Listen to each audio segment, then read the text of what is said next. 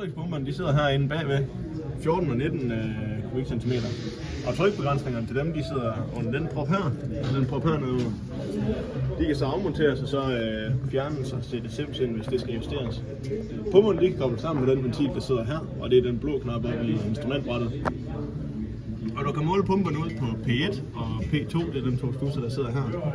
Og første pump, 19 kubikcentimeter, den går op til fjernventilerne, og 14 kubikcentimeter, den går igennem den ventil her, og så ud til liften, når vi er i 0 position, og så kan de også kobles sammen, så de begge to går op til fjernudtagene. Så kommer vi op til fjernventilerne her.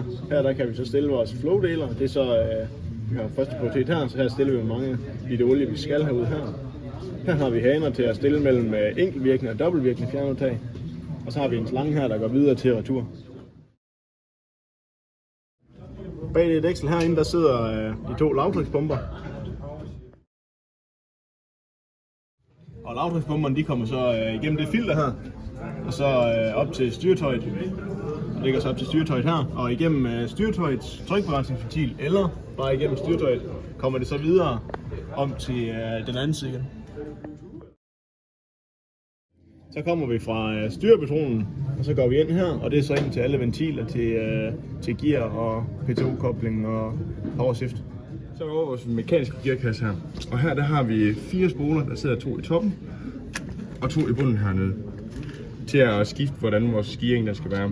Ligesådan har vi 4 sensorer, 2 i toppen her og 2 i bunden. Hvis vi rykker os længere frem, så har vi vores frem-bak del her, hvor vi har vores proportionalstyre og ventiler, der kan kalibreres frem af vores bak, og der er lige sådan 2 testnipler. Allerlængst fremmest her har vi vores ind- og selvudtag til at styre vores powershift-del, og der har vi igen 2 testnipler til at kontrollere tryk. Så kommer vi herover til vores 21 bars trykbegrænsning, og det er den bold her, der sidder heroppe under, det kan så skrue ud og så justere den, der kontrollerer fjederne, eller hvad man nu skal. Og fra den af, så render vi så ud i vores køle- og smørkreds. Der render vi så op her, op i den slange her, og så op i vores termostatventil. Og så kommer vi ned her, så vælger den så, om vi enten går til køle, eller bare går direkte til smøring. Og hvis vi bare går direkte til smøring, så kommer vi ned her, og ned i vores smørmanifold, hvor vi går ud og smører de forskellige punkter. Så har vi en, der går videre her. Det er sådan set den, der kommer med returolien. Og lige inden den kalibrerede drovling på 5 bar her, så går vi ud til vores bremsesmøring, hvor vi så har vores 3 bars fjeder, der sidder her og holder et modtryk, som sikrer, at alt det andet også får smøring. Hvor vi så render ud til bremser i begge lår. Og her, når så det alt sammen er smurt, så vil vi så rende op i bunden af blokken her.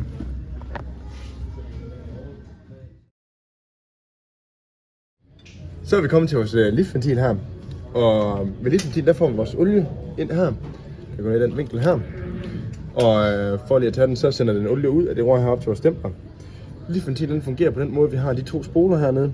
Vi har en sinkespole og en hævespole, der var en blå slipstænder på. Og vores trykkompensator, det er den, der sidder herinde bag ved udgangen til vores stempler. Det her er svært at se bagved. Og vores chokventil, som der skulle sidde, den sidder ind her med den store bold. Vi kan fejlsøge på sådan en liftventil her ved at trykke i bunden af vores spoler, hvor vi kan skubbe manuelt med glideren henholdsvis for sænkning og hævning. Det er en god fejlsøgningsmulighed for lige at komme hurtigt videre. Olien, der sender fra retursiden, bliver sendt ind af et hul i gearkassen, der sidder lige her cirka. Olien fra trykkompenseringsglideren bliver sendt ind i gearkassen ved et hul, der sidder heroppe omkring. Heine fra Heve, ham der har det, altså. Men der skal jo noget til at få sådan en morsingbo til at prale. Men vi er jo nok nogle af de største i landet.